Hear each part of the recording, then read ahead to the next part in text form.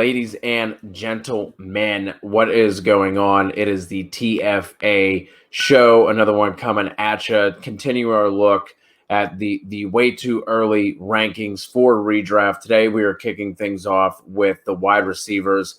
There's a lot to talk about. We decided to rank 36 of these guys early on, so we're just going to jump right into this. It's kind of just, we're not a lot prepped for this one. I kind of just want to get an idea of like where we're sitting, kind of, freestyle, have this come right off the dome, going Harry Mack style. So let's jump into the top 12 here, Kev.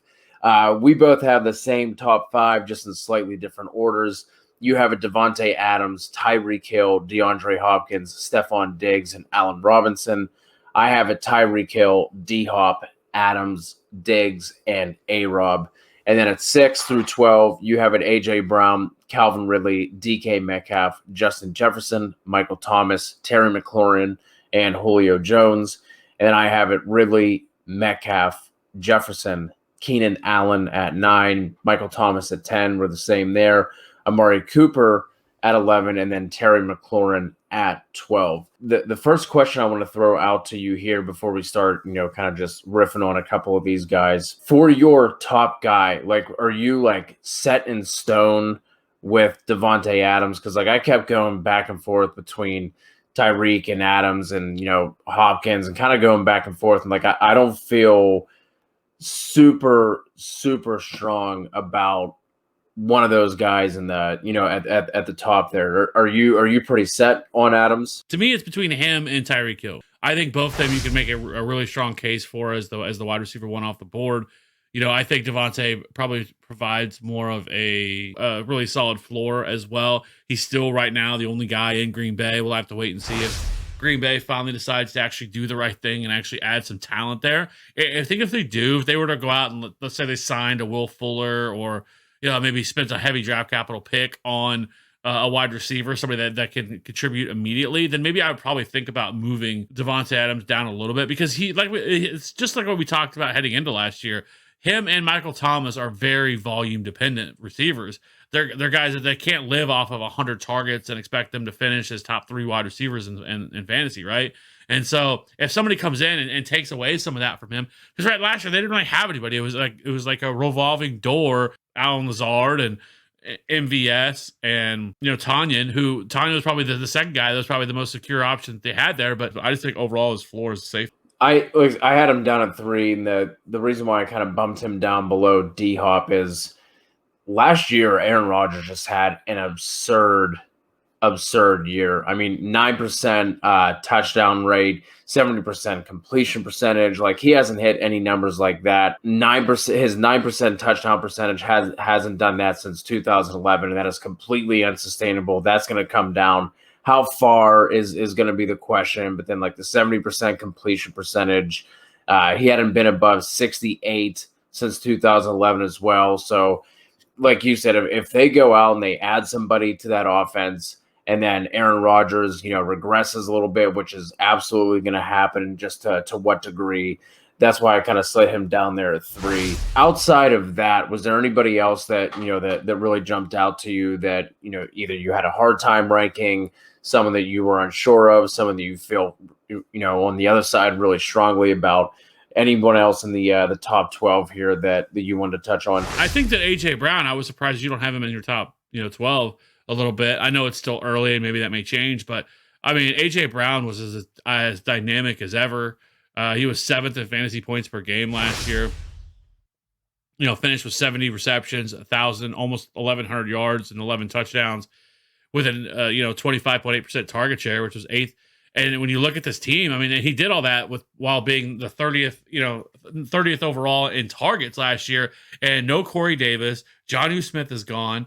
And so, I mean, I don't know what they're going to do at wide receiver. I mean, maybe they bring Corey Davis back, or they do something else. But it's realistic that A.J. Brown could see 140 targets this year for Tennessee. And so, and if they're having to throw the ball even slightly more, because last year they were 30th in pass plays per game as well. So, I just think that the sky is real. The ceiling is really high for AJ Brown, and so I just don't see how he's not locked in as a top 10 wide receiver.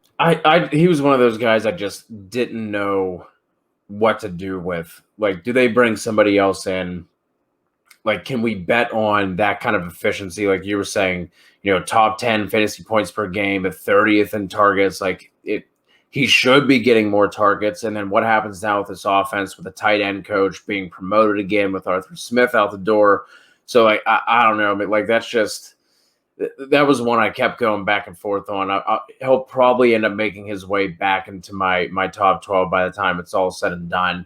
But he was someone I was just like, I just didn't know what to do with them. And the guys that I have above him, like I don't feel are necessarily like egregious to have him ranked over. I know Amari Cooper might be a little hot for some people, but we were talking about Dak Prescott on the quarterback show we did. You guys can go and check that one out if you haven't listened to that one yet. But we both had Dak at 2, so I was like, if Dak's at 2 and he's doing what we expect him to do, one of these guys has to eat. And I'm just kind of, Amari Cooper seems to be the safest option for me. And it's like wide receiver, man, every single year we talk about it. I was, that's the one that I was definitely having the most trouble with just moving guys around and being like, man, but if I put him here, that means someone has to drop, and who's going to drop? And it's just, it's a lot of fun whenever you think of all the different possibilities when it comes time for draft season and just all the options you have there. So with just the guys that are at the bottom tier, because I like Michael Thomas, right? Like I felt like I'm probably too low on Michael Thomas. I think the hate for Michael Thomas probably went a little bit too far. He was injured for most of all of last year and everything else that happened there. As long as they bring, I think like Jameis Winston, as long as he's a starter next year, like I think you lock him as a top 5 wide receiver next year because he's going to get all those opportunities. He's going to get peppered with targets. And so I put him at 10 for now. I'm okay with that, but I do think that he is in for a bounce back year this year. And then the other one was, I noticed you didn't have Julio Jones in your rankings, which is, or in your top 12, I should say. And I feel like I probably have him low. I think the people who believe that Julio Jones' demise is here, I think is a little ridiculous. And I even think that believing that he is going to take a back seat to Calvin Ridley is probably a little ridiculous. Like I went back and forth of having Julio Jones ahead of Calvin Ridley, to be honest with you, because Julio Jones is still that guy. He is still elite. Whenever he was on the field last year, Nets, he dealt with injuries and everything else that happened last year. But when he was still on the field, like he was still very, very productive last year. And so I don't think that he's fallen off any. And I think that like he is going to be one of the best values in fantasy football this year because everybody is so down on him. He's going like in best ball. He went in like the 4th or 5th round in best ball. And I'm like, it's just insane. And I don't think it's going to change all that much in terms of just fantasy football and redraft this year. I think he probably ends up going in like the 4th round for people. And I think that's going to be an incredible value because if you get him there, even if he does miss a little bit of time or has, because he has become a little bit boom or bust, I'll take that all day. If you can get him as your wide receiver 2 in the 4th round or 5th round, if that's where he's going to go, like give me that all day. But like, what was the reason that you don't have him in your top? Well, one, I'm not entirely sure what the new offense with Arthur Smith is going to look like. Like, I think we could see them spend high capital on a running back, commit a little bit more to the running game, and then just those injuries seem to be just kind of mounting up. He just turned 32. I don't think he's injury prone by any means, but like those things just to kind of seem just to like keep piling on top of one another. He hasn't played a full 16 game season. I think you have to go back 3 seasons the last time he played 16 games. So for me, it's just a concern about overall volume. And then just if he misses a couple of games, that's obviously going to, ding him. Like I'm not going to say that he's only going to play 8 games or 10 games, but even if he plays 14, that's going to hurt him in the long run. So he's going to be coming up here shortly. So that was the reason why. And then as far as Michael Thomas, like, I don't know if 10 is too low. The reason that I'm, he should still be locked in as a wide receiver 1, regardless of who ends up being the quarterback there.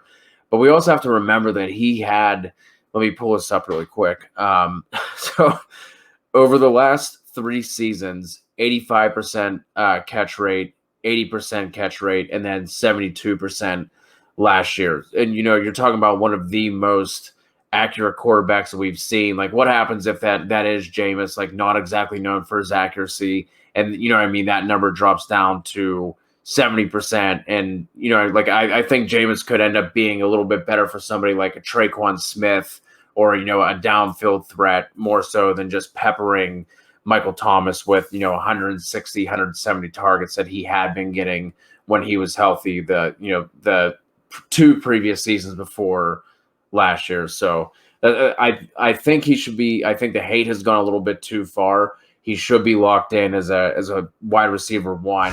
But I think 10 for me, honestly, is kind of fair to, and I was surprised to, pleasantly surprised to see that you were with me there, having him at 10. So we brought up some of these names. Let's go ahead and rattle off wide receivers 13 to 24. You have it: DJ Moore, Keenan Allen, Deontay Johnson, Robert Woods, Amari Cooper at 17, Mike Evans, Kenny Golladay at 19, Chris Godwin, Adam Thielen, Cooper Kupp, Brandon Ayuk, and CeeDee Lamb at 24. I have CeeDee Lamb at 13, AJ Brown at 14, Julio Jones at 15, Chris Godwin, DJ Moore, Mike Evans, Tyler Boyd for the brand, Deontay Johnson at 20, Kenny Golladay, Robert Woods, Cooper Kupp back-to-back, and then finishing things out, wide receiver 2, I have Odell Beckham at 24. Like, this whole group, man, like, this is one of those other ones I kept, like, moving a bunch of guys up, a bunch of guys down, and then I'd be like, oh, I completely forgot about this guy. I need to move him up here. So the wide receiver position is truly, truly deep. A lot of really good options. Who are some of these guys that you are most interested in this group from 13 to 24? I'm definitely excited about DJ Moore this year. I think another year in this offense. I hope they do something at quarterback, because I said it last year. I'm going to say it again. Teddy Bridgewater ain't it, okay? We knew that heading into it. Like, he's just not the answer here at quarterback. And so if they, hopefully they can draft a Justin Fields or something like that. And I think they should probably try to start him from day one, or we'll see what else they can do here. But if you look at DJ Moore last year in 15 games, 66 receptions, 1,200 yards, only 4 touchdowns.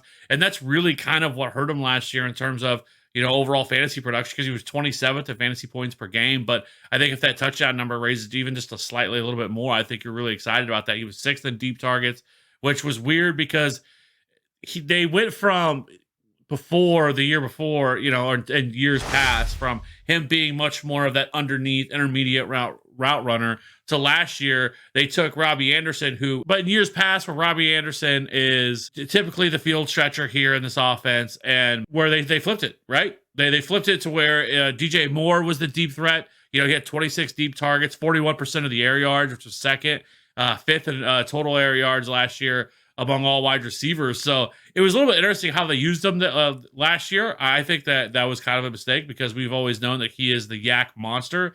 And so getting him in space, getting him, and in the short routes, eat up a lot of yards. So I just like DJ Moore quite a bit. He's still really young, and even though he's been in the league, I think now this will be his 4th year heading into this year, but he's still only 23. Like, he's still a very young wide receiver. I just think this very well could be the year that he kind of goes nuclear and goes off. And so I just love him where you can get him, where his range is going to come in at. You're, again, probably a guy you could probably get in the 4th, 5th round, somewhere right around there. And I think that's a mistake. And I just think that, as long as they go out and address this quarterback position, which sounds like that's what they're wanting to do. I know there's been talks out there that they kind of want to go all in at wide receiver. They want to go all in at quarterback, possibly trying to get Deshaun Watson. If not, go after Justin Fields, and I'm happy. Yeah, Christian McCaffrey just restructured his contract along with Shaq today. So, dude, that offense with Deshaun Watson would be so much fucking fun with Curtis Samuel, and like you were just talking about, Robbie and DJ, and then that Christian McCaffrey guy would be pretty nasty. Some of the guys here that I kind of was, I want to get your thoughts on. I did not know what to do with Adam Thielen. I don't have him here in the top 24. I feel like that's potentially crazy, but then I look at some of these names, I'm like, I don't know, is it really that crazy? He was someone that I just like really struggled with in terms of ranking. How are you feeling about him? You have him here at 21. Like, are you is that a, I guess for lack of a better term, is that a confident 21, or is that just, kind of like where you're putting him for the time being, just with so much still that might change with rookies and free agency and so on? If you look at his numbers, it kind of tells the tale of why or what happened last year with him, because he was 11th in fantasy points per game, but 74 receptions for only 925 receiving yards, but he had 14 touchdowns. So that is really where the most of his production came from, was through the end zone. And he was third among all wide receivers in red zone targets last year. But I think this is probably another year that probably Justin Jefferson just completely overtakes this offense and is the true number one wide receiver, where Adam Thielen takes kind of a back seat. And it's also a little bit scary because the Vikings still have old man fucking Mike Zimmer there, who likes to play 1990s football and run the football the entire time. And so they were 25th in pass plays per game last year, and so a very low volume on passing offense. So I don't feel confident with having Adam Thielen there, but I do know with the rapport that he has with Kirk Cousins, he's going to be a red zone threat. They're going to look for him there, and so I think that you could probably look at him as like a safe. He's probably more low end, but low end wide receiver 2, probably high end wide receiver 3 at this point. And he's not young either. Like, he's not a young wide receiver. By the start of the season, he'll be getting close to 31 years old. So, I mean, he's also not a young wide receiver either. The crazy thing with him is he had 5 top 10 finishes, last 5 or 6 in the top 10. And then after that, he only had one other wide receiver 2 week, and that was at wide receiver 24. Everything else was, wide receiver 3 or worse, which is just wild that he was still, obviously floated by that touchdown production.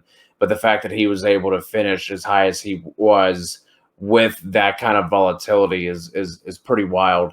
And then the other ones here before we move on to our wide receiver 3s and start to wrap this up. The other group that I didn't really know what to do with was the pass catchers for the Rams. Wasn't really sure where to place Woods and Kupp. Any thoughts on those two? Because again, talking about the quarterback pod we just recorded, we both had Stafford, I think, at 11 or 12 in our quarterback ranking. So we like Stafford. We like this offense. We obviously love Cam Akers. This is a Cam Akers podcast. But just as far as those two, wasn't really sure what to do with them. So curious to get your thoughts on those two. I think they're both really strong wide receiver 2s. I don't think that they're guys that you're counting on for the ceiling, but more floor plays. It's kind of like we talked about last night. We kind of hope that they add a field stretcher wide receiver into the mix with this offense, because I think that's kind of what they're missing, because Robert Woods and Cooper Kupp are kind of redundant in terms of the way they're used. Much better at where Robert Woods is terrific after the catch, but they're both great in short and intermediate routes. Neither one of them are guys you're really looking at using deep, and so I think that's the one thing you're missing. So I feel like they're both kind of coming in the same area for me. That you should probably look at them both as kind of like that low end wide receiver 2, or not low end, but middle of the road wide receiver 2s.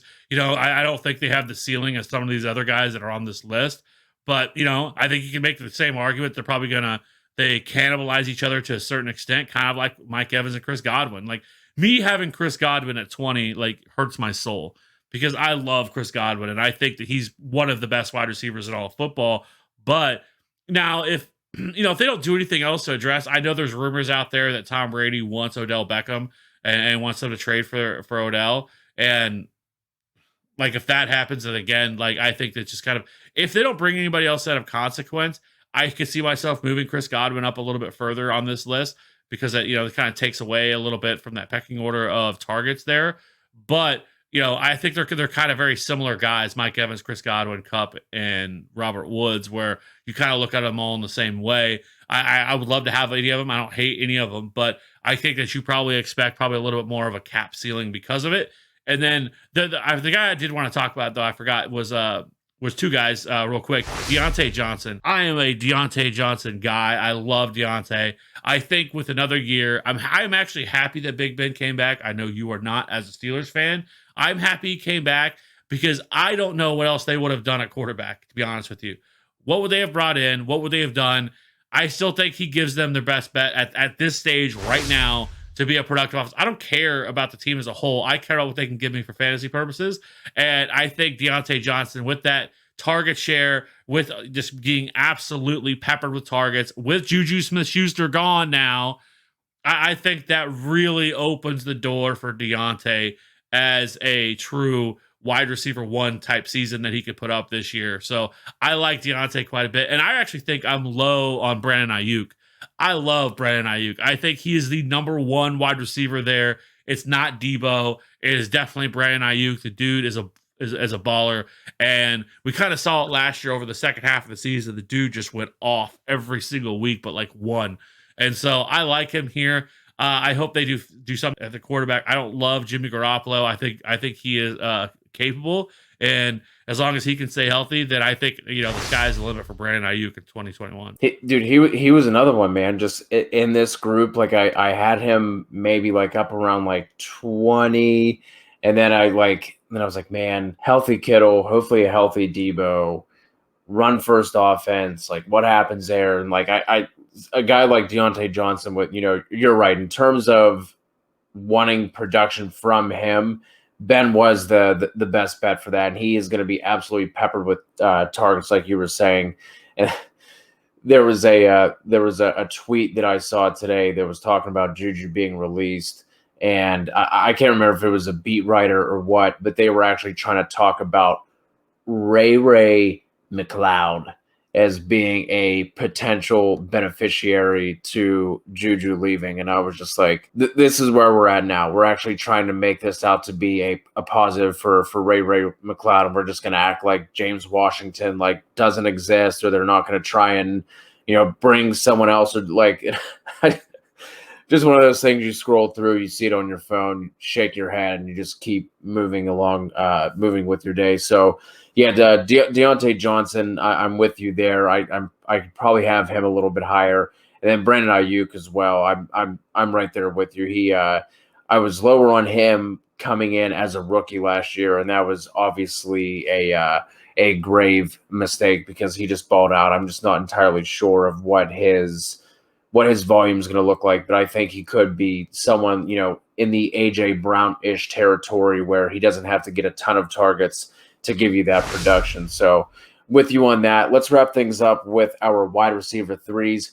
We both have T. Higgins coming in at 25, and then you have it as follows: Tyler Lockett at 26, Odell Beckham, DJ Chark, Tyler Boyd, Chase Claypool, Juju, Cortland Sutton, Will Fuller, Robbie Anderson, Brandon Cooks at 35, and Michael Pittman at 36. And then I have Ayuk at 26, DJ Chark, Lockett, Sutton, Adam Thielen coming in at 30. We both had Juju at 31, Robbie Anderson, Will Fuller, Marquise Brown, Chase Claypool, and then Jarvis Landry rounds things out for me at 36.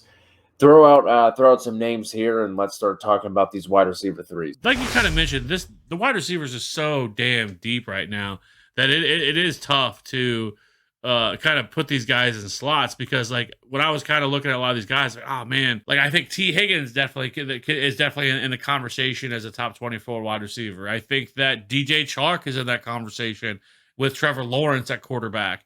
I mean, there's a lot of guys here that they're definitely Cortland Sutton. Like, let's not forget how much of a baller Cortland Sutton was prior to his injury last year, getting him back. But the thing I worry with like a guy like Cortland Sutton is, they have Judy there, they have Noah Fant, and if they stick with Drew Lock at quarterback, and this still is a team that is kind of that, hey, we still really want to run the football, rely on our defense, and not throw them as much. So I do have Cortland Sutton a little bit lower, so that's kind of where I came in on him. But I also think Chase Claypool could be is at least worthy of a conversation of being there as well, with it just if it's just going to be him and Deontay as the main guys and not have to worry about Juju anymore.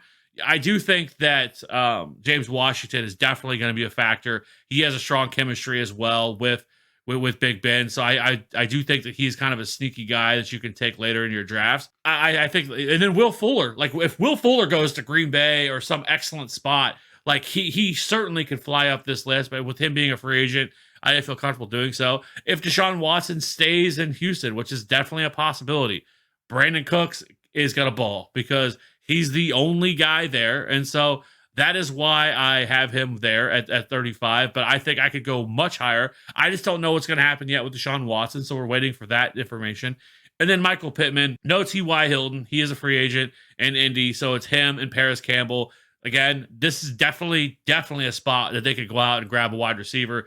They could go out and get, the Will Fullers, the Kenny Galladays, and that changes everything if that happens. But as of right now, I think with Carson Wentz in this offense, Michael Pittman likely is probably the best option here, and probably could see 120, 130 targets this year. So, the one thing I'll say is the wide receivers are fucking deep, because there's a lot of guys that aren't on our list that you could definitely make a case for that's being in here, right? Yep. I think that's the most interesting takeaway, that just the wide receiver position just keeps getting deeper and deeper every year. So then we started talking about if some of these rookies get really nice landing spots with some of these guys, like where do they start slotting in? Like Jamar Chase, I feel like is probably right on that fringe, even without knowing his landing spot. And you have got, like Sterling Shepard and, guys like that. It's just, it's crazy. And I think that was, whenever you brought up Cooks, that was exactly what my thought was as well. If Deshaun does end up staying there and he, doesn't end up sitting out or doing anything like that for a handful of games, Cooks, I think, immediately jumps into wide receiver 2 discussion.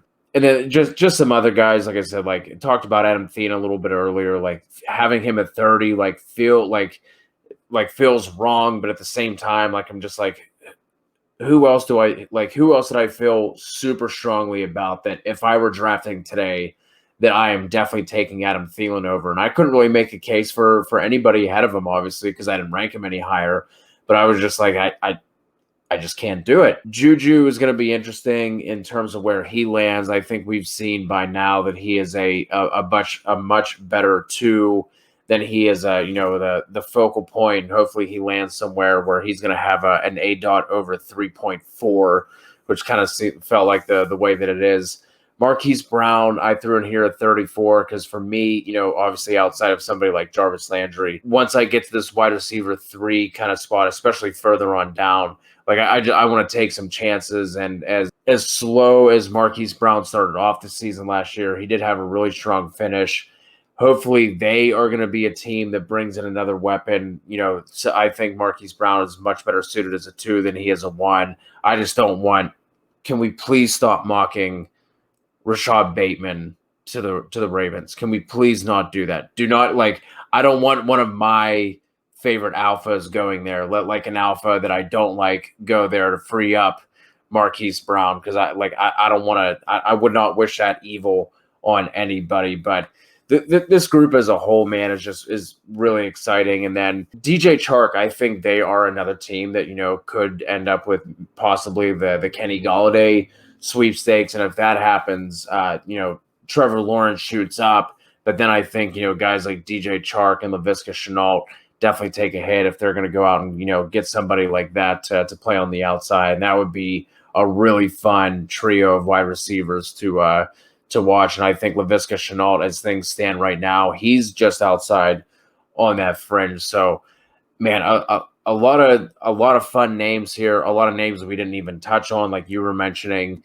that are definitely worthy of the conversation. But as it stands right now, that's what our rankings look like.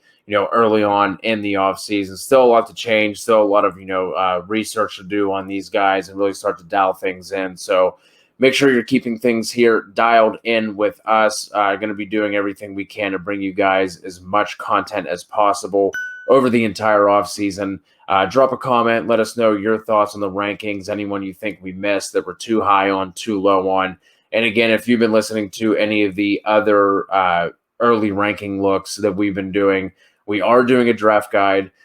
So any feedback, input, thoughts, concerns, questions, anything like that, please hit us up. You can either drop a comment by leaving a rate and review on the pod. You can hit us up on social at FF_authority on Twitter. You can hit us up on Instagram at the Fantasy Authority, or you can jump over to the YouTube channel and drop a comment over there. So we appreciate all you guys. Looking forward to your thoughts and feedbacks on some of these things. So until then, for Kev, for myself, for TFA, we'll talk to you all soon.